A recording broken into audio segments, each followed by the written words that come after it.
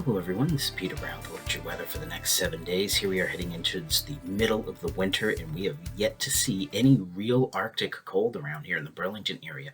Hardly any snow at all this year. Probably we have totals, I would say, just below 2 inches total for this entire winter season so far. So that is some great news. Of course, we have been fooled before in the past with having a mild December and mild January, only to be followed by 100 inches of snow in February. Hopefully that won't repeat again this year. We'll keep our eyes out, but things look still up and up and still warm and mild out there for our winter.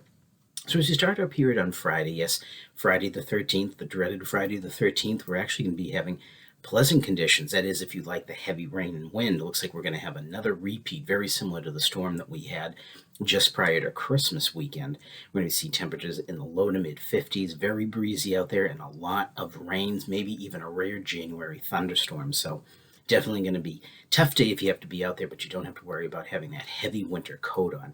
Now, as we get towards the end of the period, getting in towards next Thursday, our high temperatures at this time of the year should be in the mid 30s, and actually January 19th, climatologically speaking, is the coldest day of the year here in New England. So things just look up and up from here. And we're going to be ending the period about average for this time of the year. It looks like we may see the chance of another messy storm moving into the Burlington area at that point again.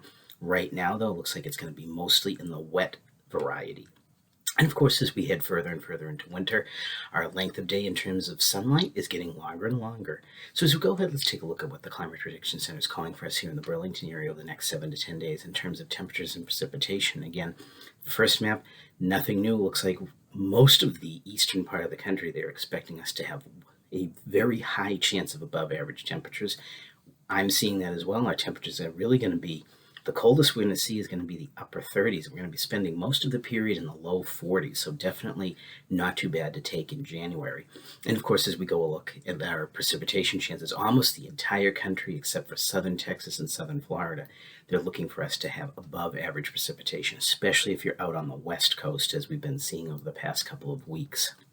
So let's go ahead and take a look at those 7 days of weather coming up. And again, starting in our period on Friday, very warm, very mild out there, temperatures in the mid 50s. And actually, the sun is probably going to break out in the afternoon, so it'll be able to dry up any of that heavy rain that fell. So we won't have to worry about a freeze up like we had back before the Christmas weekend.